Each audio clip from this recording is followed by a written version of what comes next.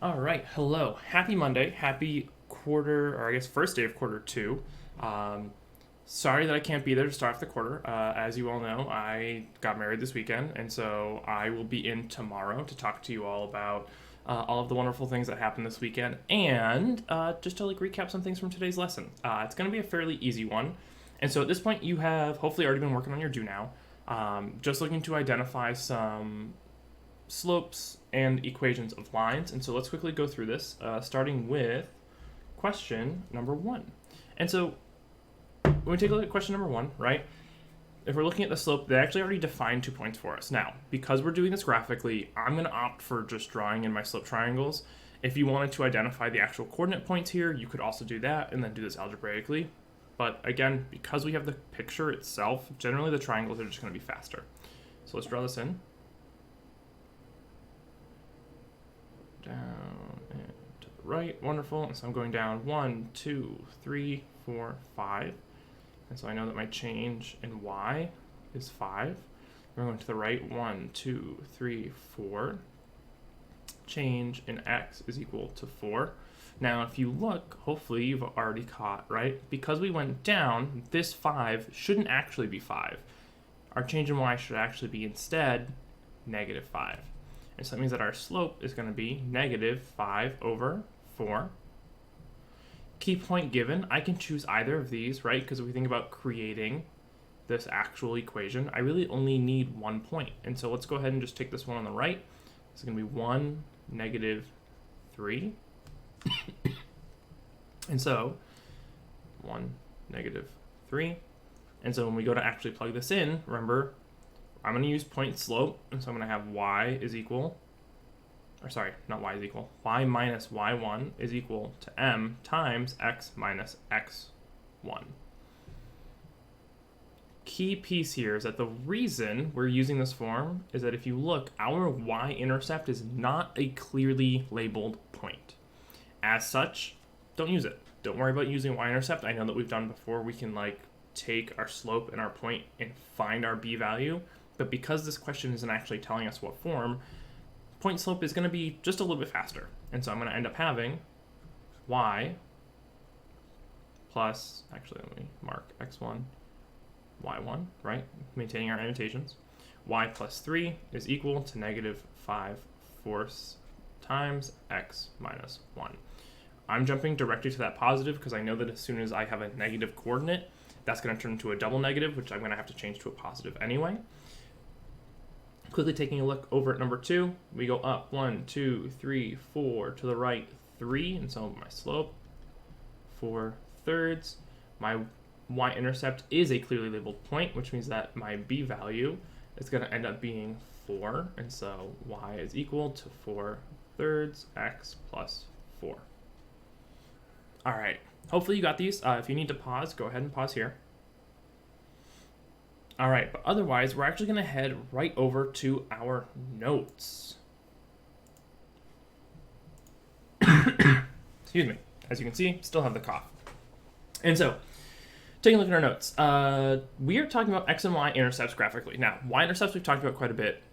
We've seen what they look like graphically. We've actually defined them a few times, and so believe it or not, like, yes, we're actually going to define them again. But this time we're going to start to include the x-intercept. The x-intercept is, while something we should know and be able to intuit the definition of, not something that we've really explicitly named or defined quite yet.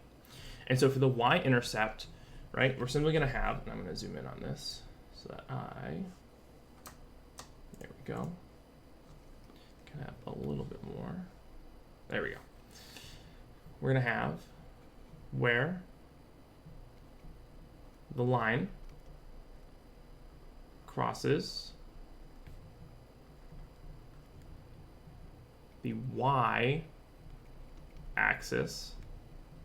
As a reminder, this is always going to have the form takes the form some 0, comma, a y value. We don't know exactly what it is, but it's just going to be a y value. And then in parentheses, right, we're also going to name that also means that x is equal to 0 here. Right? X is equal to 0 on a y-intercept. So I'm even going to write it over here because anytime we see y-intercept, this is going to be our annotation.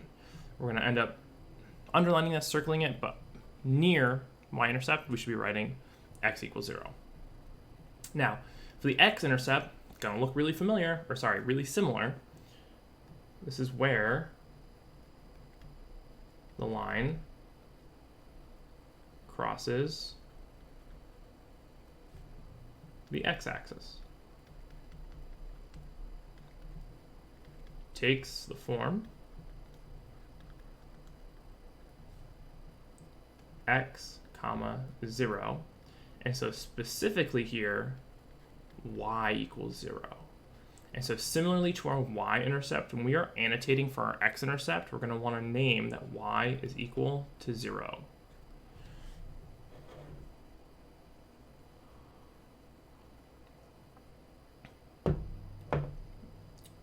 And so for this key takeaway here, right, it's going to be a familiar looking key takeaway. It's something that we've really talked about quite a few times.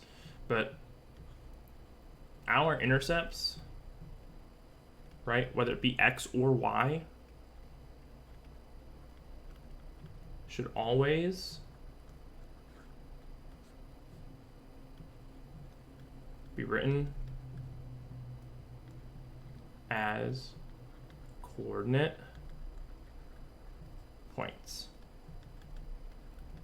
And so you're going to do a lot of writing x and y intercepts both today and tomorrow.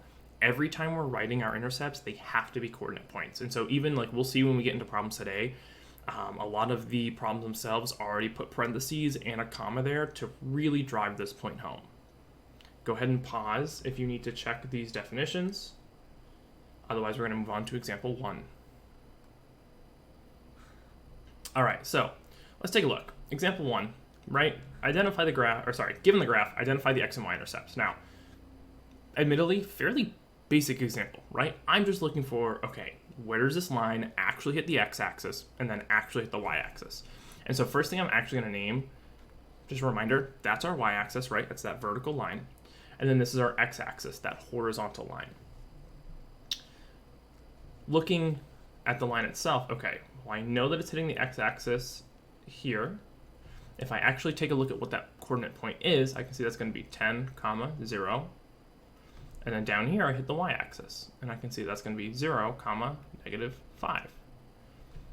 And so when we are looking at a graph, quite frankly, as simple as this one, finding those intercepts truly is that one step, naming those coordinate points. And so our x-intercept is 10, 0. And our y-intercept is 0, -5. And so the important piece here is that remembering that our x-intercept should always have 0 in the y spot, and that our y-intercept is always going to have 0 in the x spot.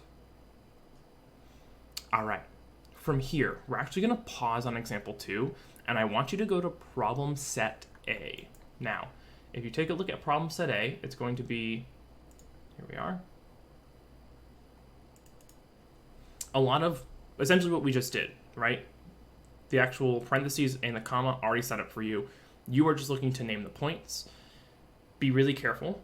Not all of the points that are actually defined on the line are the intercepts. And so make sure you read your graphs really carefully. You're going to have 6 minutes. Odds are you might actually finish before then. Start silent and solo. Go. You can pause the video here. All right, so hopefully you had some time to work on this. Again, as I had mentioned, I don't think this probably was going to take the whole 6 minutes, maybe a minute per graph. But truly, on these examples, as I had said in example 1 of the notes, it's just looking right at these lines, where are they crossing our axes? And so, as you can see, x and y already labeled on this. I don't actually have to label that. And so these points are also actually already sort of labeled as well. And so I'm going to identify this point right here. That's my y-intercept. That's going to be 0, 3. Wonderful. I'm going to bring that right down and put that right in, 0, 3. And then over here, I can see that I'm hitting when x, there we go, is 0. Or sorry, when x is 6. And so I'm going to have 6, 0 for my x-intercept. quickly going through these for our x-intercept, and this is where we should be careful, right? Because the x-intercept is going to be here, not this point here. I'm going to have -1, 0. My y-intercept, 0, -3. Jumping down super quick. X-intercept, going to be right there. 0, 3. Y-intercept, again, be careful. This point is actually not involved. It's going to be right here. It's going to be 0, -2. If you take a quick look, I moved a little bit too fast and made an error on my x-intercept. Those actually need to be swapped. So I'm going to have 3, 0 there. Taking a look at number 4. On number 4, we just have to be careful, because if you look, even though the points are labeled, the scale is not the normal 1, 2, 3, 4, right? We're going 2, 4, 6, specifically -2, -4, -6, and then 2, 4, 6, 2, 4, 6, and so on. And so again, though, just looking for, okay, where's this actually crossing my axes? And I can see that the y-intercept right here, again, right? This is y, that's x. My y-intercept, 0, 4. And my x-intercept is going to end up being -2, 0. And so from here, we're actually going to go back to our notes, and we're going to look at example 2 to see what happens when we actually want to be able to talk about these values in context.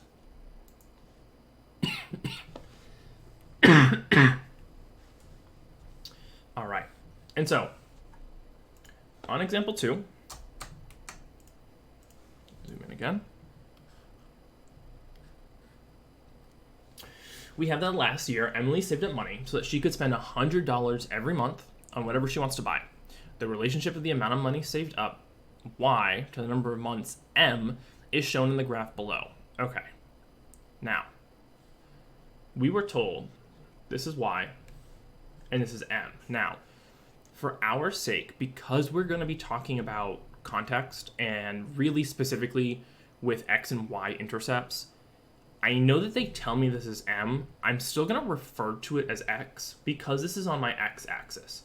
And so when I think about my x-intercept, right, that's still an x value.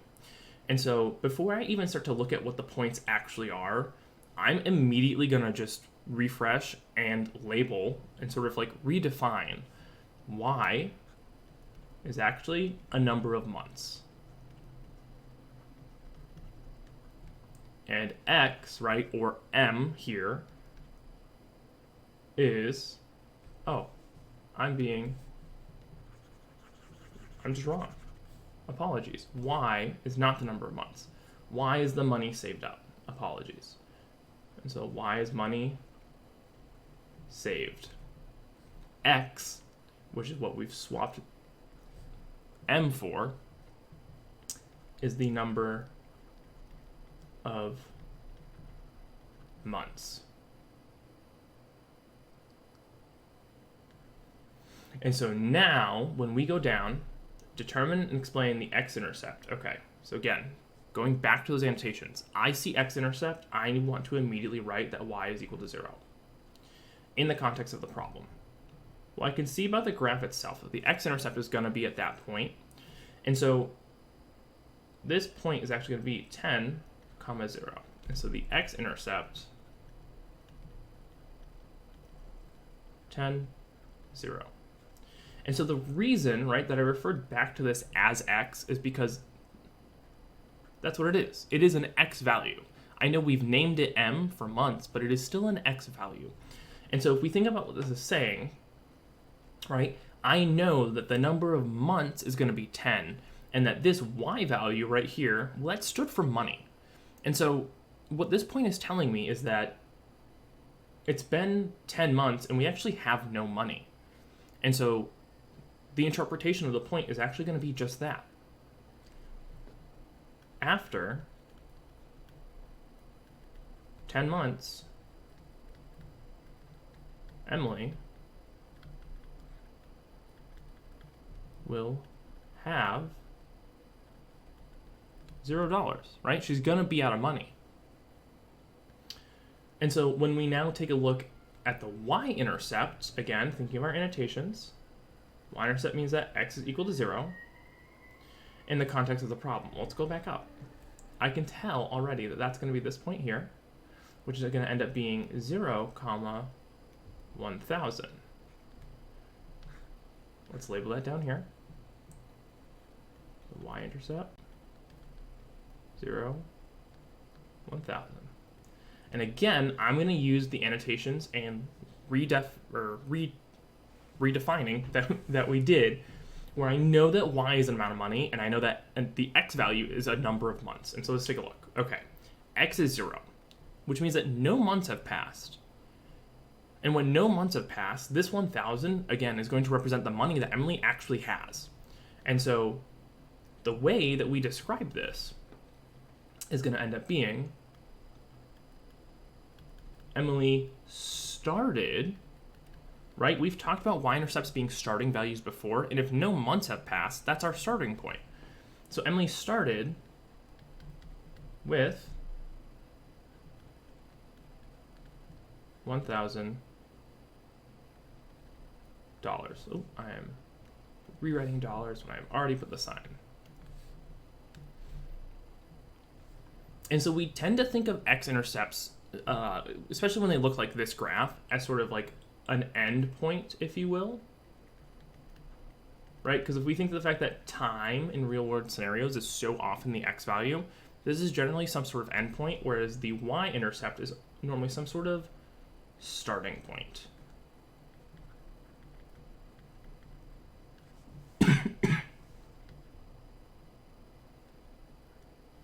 Go ahead and pause the video if you need to. And then once we're ready, we're going to head back into problem set B in your packet.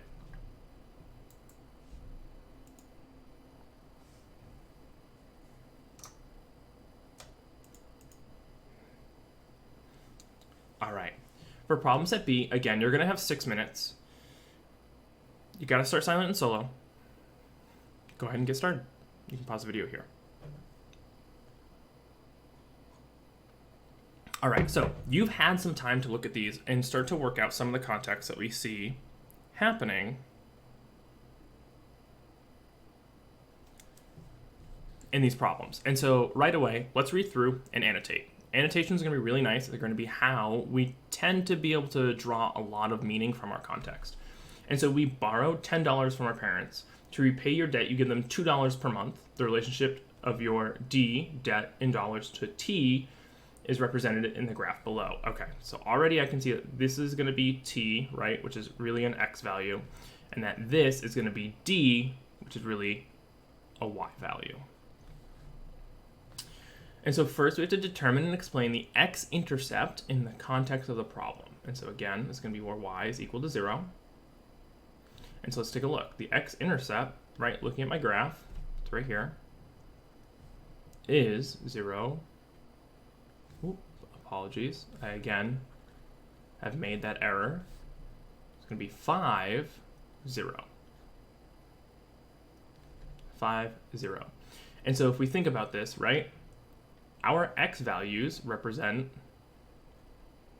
days, and our y values are going to end up representing our debt in dollars. And so after 5 days, right, our debt is $0. And so really what that means is that it will take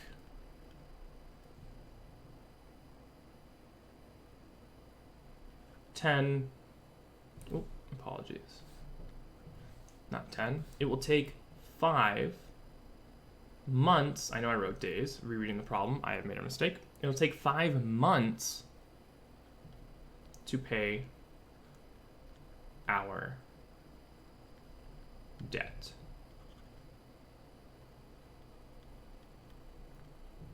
That's months. And so it'll take 5 months to pay our debt, right? That's what that x-intercept is. Again, thinking that as that ending value. Okay, part B, determine and explain the y-intercept. Okay, so the y-intercept, remember that's going to be where x is 0. So let's take a look. In this case, it's t, right? And so it's going to be that.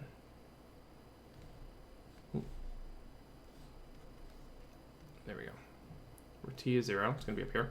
And so our y-intercept is going to end up being 0, 10. Now again, right? Our X values, this 0 is a number of months, it's a time. This 10 represents the dollars of debt that we're in. And so thinking again of that y-intercept really representing a starting value, what this is saying is we start $10 in debt, right? Or our starting debt is $10, either way.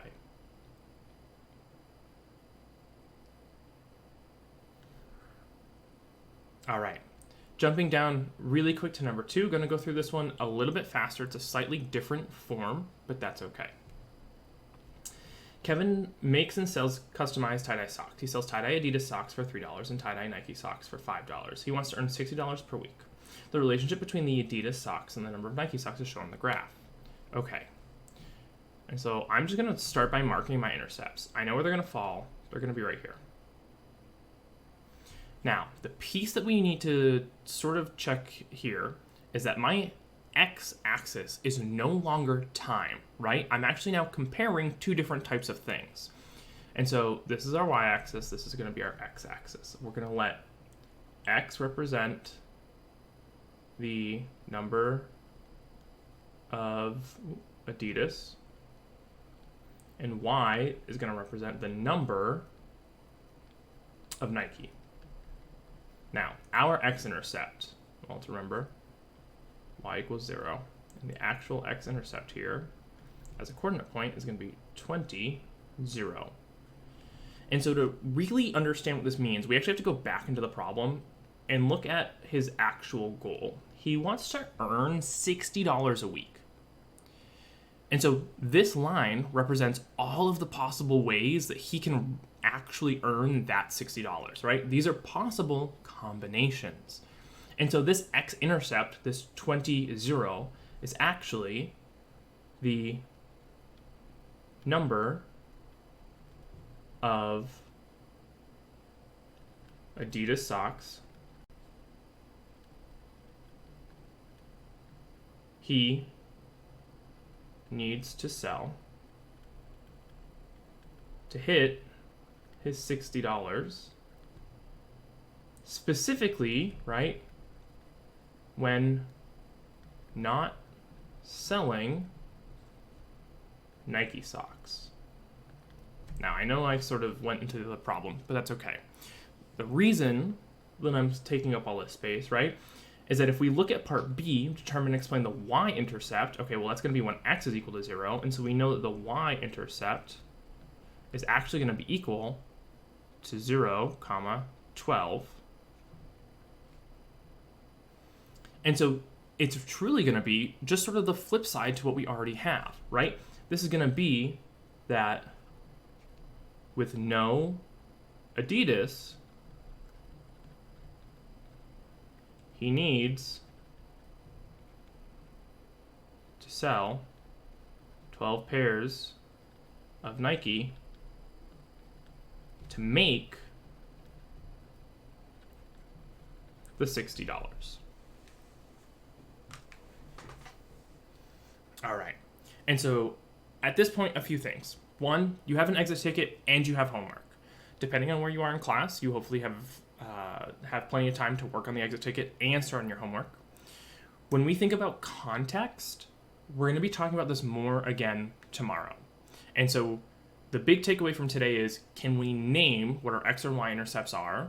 And can we start to think about what these points actually mean, whether they be starting and ending points, or, as in this example, different combinations of things. Hopefully you get a good start in your homework. I will see you all on Tuesday and hope you have a wonderful first day of quarter 2.